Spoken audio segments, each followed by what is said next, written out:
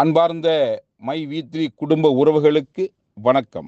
நண்பர்களே, நம்ம நிறுவனத்தில் எலெக்ஷன் ரீசனாலையும் கேஓசி அப்டேட் ஆகலைங்கிற ரீசனாலையும் இன்னும் சில பல காரணங்களால நம்முடைய பேவர் சிஸ்டம் தற்காலிகமாக தடைபட்டு இருந்தது.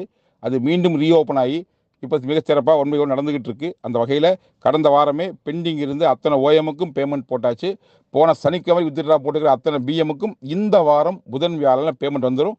அடுத்தடுத்தா silver plus gold diamond crown இருக்கிற ஒவ்வொரு பிளானில் இருக்கிறவங்களுக்கும் அடுத்தடுத்த வாரங்களில் அதுக்குண்டான பேமெண்ட் செட்டில் பண்ணுற எல்லா வேலைகளும் நிறுவனம் மிகச்சிறப்பாக செஞ்சுக்கிட்டு இருக்கு. அதுக்குண்டான அத்தனை வேலைகளையும் 1 by 1 பண்ணிட்டு இருக்கோம்.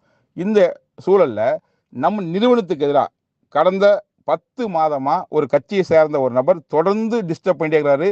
Petition complaint. இதற்காக நான் போகாத அலுவலகம் கிடையாது, பார்க்காத அதிகாரி கிடையாது. அத்தனை பேருக்கு விளக்கம் கொடுத்து அத்தனை டாக்குமெண்ட் செட்டில் பண்ணியிருக்கோம் நம்ம. ஸோ அப்படி நடத்தி தான் இந்த பிஸ்னஸ் இது வரைக்கும் கொண்டு வந்திருக்கோம். அப்படி இருக்கும்போது திடீர் வீடியோ போடுறார் அவர். என்ன அப்படின்னா, இப்போ போட்டுக்கிற கேஸுக்கும் எங்களுடைய கட்சிக்கும் எனக்கும் எந்த சம்பந்தம் இல்லை, நாங்கள் எந்த கேஸும் கொடுக்கவில்லை, காவல்துறை தானாக முன் வந்து தான் கேஸ் போட்டாங்க, மற்றபடி எங்களுடைய ப்ரெஷரோ அழுத்தமோ எதுவுமே இல்லைன்னு சொல்லி ஒரு ஸ்டேட்மெண்ட் தராரு. எதுக்கு அப்படி தராரு? நம்ம என்ன பண்ணியும் நம்ம பப்பு வேகலை, இந்த கம்பெனி தொடர்ந்து நடக்குது, இதுக்கப்புறம் அசிங்கப்படக்கூடாது அப்படிங்கிறதுக்காக அந்த ஸ்டேட்மெண்ட் தந்தாரா அப்படிங்கிறது அவர் தான் விளக்கம் கொடுக்கணும். அதே சமயத்தில் இப்போ இவர் எதுவுமே பண்ணலன்னு சொல்கிறார் இல்லையா, இவருடைய தொடர்ந்து ட்விட்டர் பார்த்தாலே அத்தனை விஷயங்கள் அதிலே இருக்கும். என்ன சொல்லியிருப்பாரு? இந்த நிறுவனத்துக்கு எதிராக 100வது முறையாக புகார் கொடுக்கிறேன், இந்த தேதியில் அது கொடுத்தேன், அந்த தேதியில் இது கொடுத்தேன், இந்த ஆஃபீஸுக்கு அங்கே போனேன், அந்த ஆஃபீஸுக்கு இங்கே போனேன்னு சொல்லிட்டு ஒரு பெரிய லிஸ்ட்டே வச்சுக்காரு.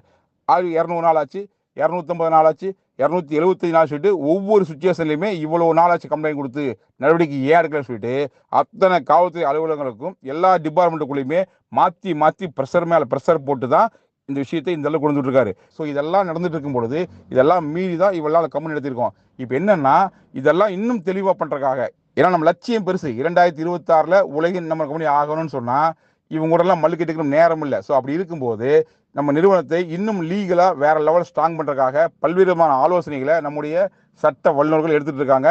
அதில் மிக முக்கியமாக நீதிமன்றத்தின் துணை கொண்டு நிறுவனத்தை எந்த விதமான தடைகளாக நடத்துறதுக்கான எல்லா ஏற்பாடுகளையும் பண்ணிட்டு இருக்காங்க. ஸோ அந்த வகையில் நம்முடைய சட்ட வல்லுநர்கள் என்ன நமக்கு ஆலோசனை சொல்கிறாங்களோ அதை உள்வாங்கிட்டு அதை முறையாக செஞ்சு இன்னும் நிறுவனத்தை சட்டப்படி ஸ்ட்ராங் பண்ணி எல்லா லெவல்லையும் நம்ம கம்பெனி வேற லெவல் கொண்டு வரக்கான முயற்சி நடந்துகிட்டு இருக்கு. ஸோ நம்முடைய அத்தனை முயற்சியும் சக்ஸஸ் பண்ணுறதுக்கான ஏற்பாடுகளை நம்முடைய சட்ட வல்லுநர்கள் சிறப்பாக செஞ்சுட்டு இருக்காங்க. ஸோ அவர்களோட ஆலோசனையோடு உங்களின் ஒத்துழைப்போடு நிச்சயமாக நம்ம கம்பெனி 2026 உலகின் நம்பர் 1 கம்பெனியாக மாறியே தீரும். ஸோ கார்ப்பரேட் சதி கொண்டு எந்த கட்சி எந்த விதத்தில் தடையை நமக்கு ஏற்படுத்தினாலும் அதை அத்தனையும் உடைத்து கொண்டு மிகச்சிறந்த முறையில் நல்ல ஒரு லட்சியம் வெல்வது நிச்சயம். நன்றி, வணக்கம்.